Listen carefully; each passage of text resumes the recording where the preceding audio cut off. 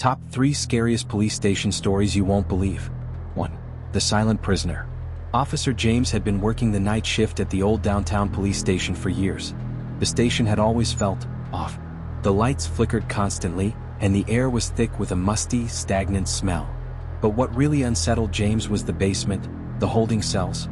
They were hardly used anymore, just a forgotten relic of the station's past.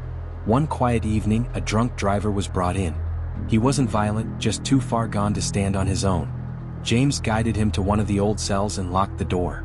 The prisoner muttered something inaudible, then collapsed onto the cold cement floor. James turned to leave, but something stopped him. A soft whisper, barely a breath, came from the cell. "Help me." He froze. The voice didn't sound like the drunk man. Slowly he turned back around. The prisoner was still lying on the floor, motionless, his face twisted in an unnatural grimace. The voice came again, this time clearer, closer. "I never meant to hurt them. I didn't want to die." Shaken, James quickly checked the cell surveillance footage. His blood ran cold. The footage clearly showed the man was alone in the cell, but the whispers continued, growing louder, more desperate. The voice spoke again, but this time it wasn't just the man.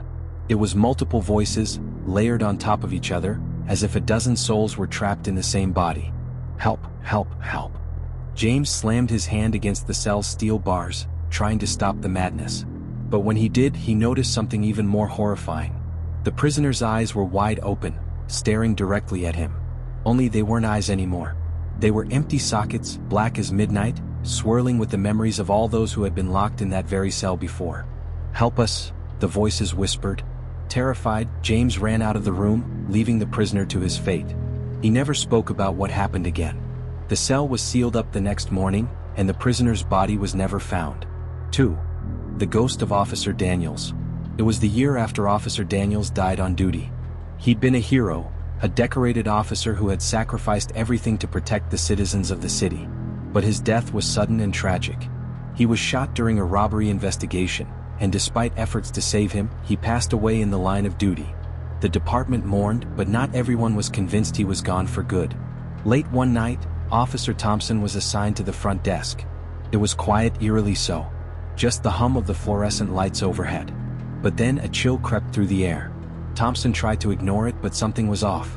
Suddenly, the radio crackled to life. The station was silent, so the sound of the radio going off startled Thompson.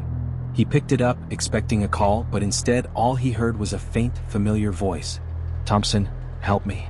It was Officer Daniels' voice. Thompson froze, his blood running cold. "Daniels? Is that you?" The voice answered, faint but clear. "I'm still here, Thompson. Trapped, can't leave." The radio crackled again, followed by a loud, deafening static. When the noise cleared, Daniels' voice was replaced by a strange, guttural whisper. "He's coming for you." Thompson's heart pounded in his chest as the lights above him flickered wildly. The temperature in the room dropped, and he saw his breath misting in the air. A shadow passed by the hallway just out of the corner of his eye. He rushed to the door, but when he opened it, there was no one there.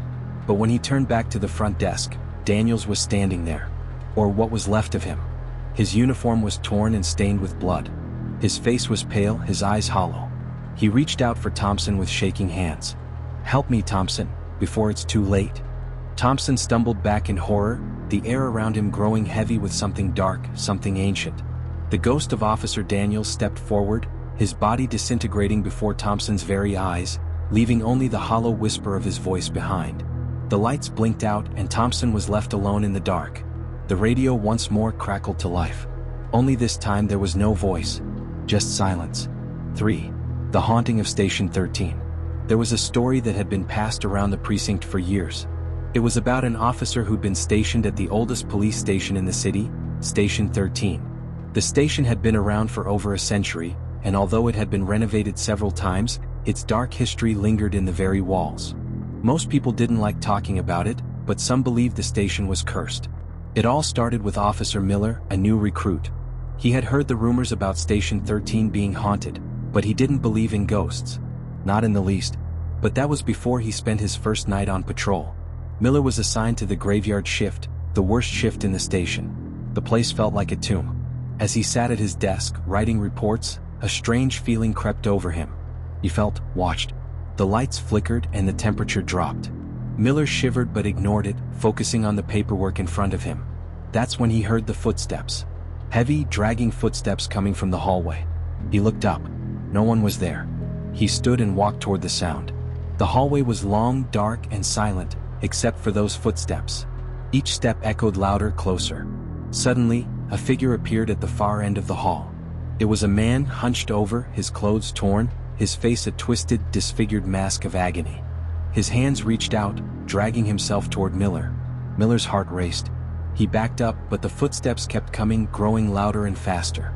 The figure was closer now, its face grotesque and unrecognizable, like it had been burned, melted. It reached out its hand and whispered a single word. Help. Miller turned and ran, but when he reached the exit, the door slammed shut, trapping him inside. The temperature dropped even further, and the station seemed to close in on him. The walls felt like they were alive, moving, pulsing with something malevolent.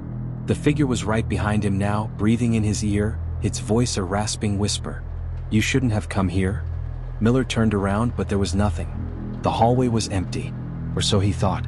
When he turned back to the desk, the figure was sitting in the chair, its hollow eyes staring back at him. It wasn't just a ghost. It was a warning, a curse that had been passed down through the station's dark history. And Miller would never leave. No one at Station 13 ever does. These are the stories that will stay with you long after you've heard them. The police station isn't a place where you just work. It's a place where the dead wait. They're waiting for you. Will you ever be the same? Or will you too become part of their cursed history?